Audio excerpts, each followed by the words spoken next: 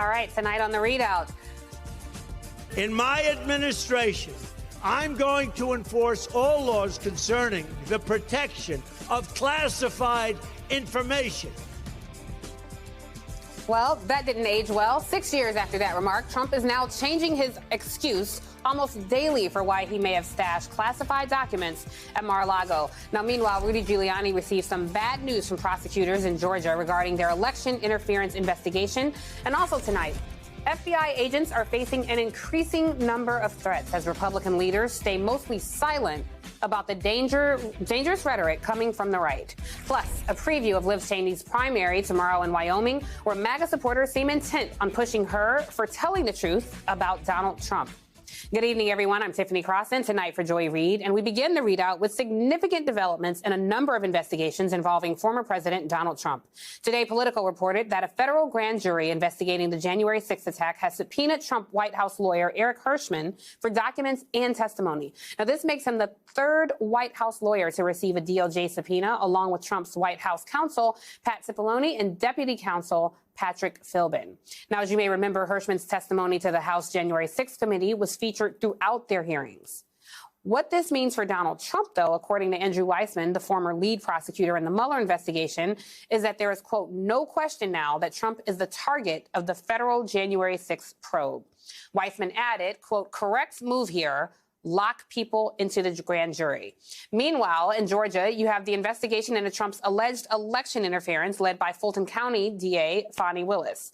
Today, NBC News learned that Trump's former personal attorney, Rudy Giuliani, has been named a target of the criminal investigation. He's expected to testify in person before that grand jury on Wednesday. And that is all on top of what we have seen play out this past week with the FBI's search of Mar-a-Lago over classified documents Trump stored there. Today, federal prosecutors are asking a federal judge to keep the affidavit, which details probable cause for the search, under seal to, quote, protect the integrity of an ongoing law enforcement investigation that implicates national security. The prosecutors write that any disclosure could compromise future investigative steps. Now, when it comes to those documents, we have seen the ever-shifting explanations from Trump and his allies over why they keep being found at his Florida home. Now, for those who have paid any attention to Trump while he was in office, this past week followed a very familiar playbook, and it started with him saying, I didn't do anything wrong, followed by, well, if I did do it, there's nothing wrong with it, to, I did it, but it's not a problem. Now, we've seen that show before, and of course, he landed on everyone does it. In this case, the New York Times lays it out perfectly. First, he said that he was working and cooperating with government agents who he claimed had inappropriately entered his home. Then, when the government revealed that the FBI had actually recovered a dozen sets of documents that were marked classified, he suggested the agents planted evidence. Finally, his aides claimed he had a standing order to declassify documents that left the Oval Office for his residence, and that some of the material was protected by attorney-client and executive privilege. Now, of course, the various excuses are often contradictory and unsupported by facts. But when does that stop him?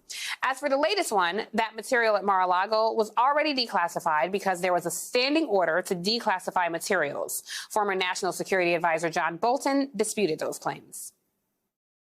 When a document is declassified, it's not just declassified as to Donald Trump, it's declassified for the whole world. So in theory, if that order existed, which I don't think it did, the news media could today file a Freedom of Information Act request for every document he declassified, which over a 4-year period could be a pretty high stack.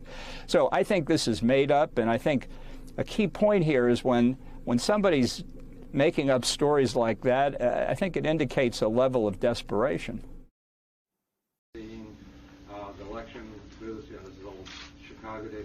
Will you be asking that in Georgia, where you have two senators? The election, this is old Chicago days. Will you be asking that in Georgia, where you have two senators? Who were allies of Chavez? Sir, is it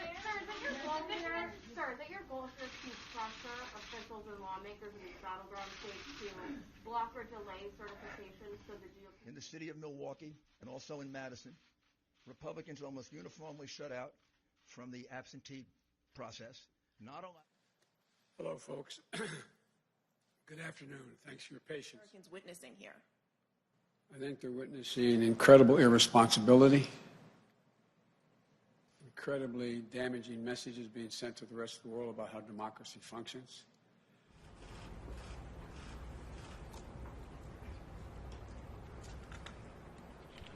Thank you very much. Excuses, deflections pouring out of the Trump world since the Mar-a-Lago search, claiming that they would have happily handed over the documents if asked, basically saying that the FBI planted evidence, even claiming that the documents had already been declassified. But the shifting excuses show how worried the former president is. That's the question. So joining me now to discuss Donald Trump's former fixer, I know how you like that, Michael Cohen. He is now the host of the podcast Mea Culpa with Michael Cohen and author of the upcoming book Revenge, How Donald Trump Weaponized the U.S. Department of Justice Against His Critics. Michael, thank you. Good to see you, Don. It's good to see you. Welcome back. Thank you very much. I appreciate it. Listen, I took what a week to take off, right? So the president and his allies are really flooding the zone with different explanations for why so many top secret documents were found at Mar-a-Lago. Is this the Trump playbook, overwhelm the story with distraction and deflection? Well, with Donald Trump, as I always call him, is Captain Chaos. It's to throw as much at the American public that he can in order to confuse them, because he truly believes that the American public has like a 2-day, maybe if you're bright, a 3-day window of remembering what was going on. So he'll just keep flooding it. But that's not why Donald Trump is doing it.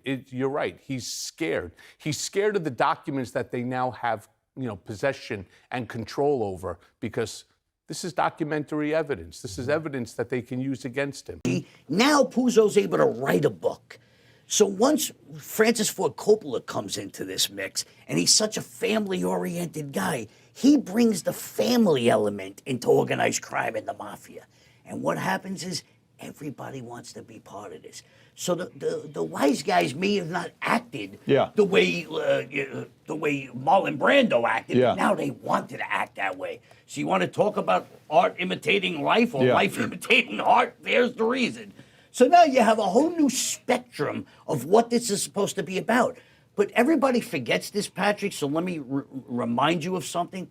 There was no federal presence. There was no Fed investigation. As early as 1960, you have J. Edgar Hoover stating publicly there's no such thing as the mob.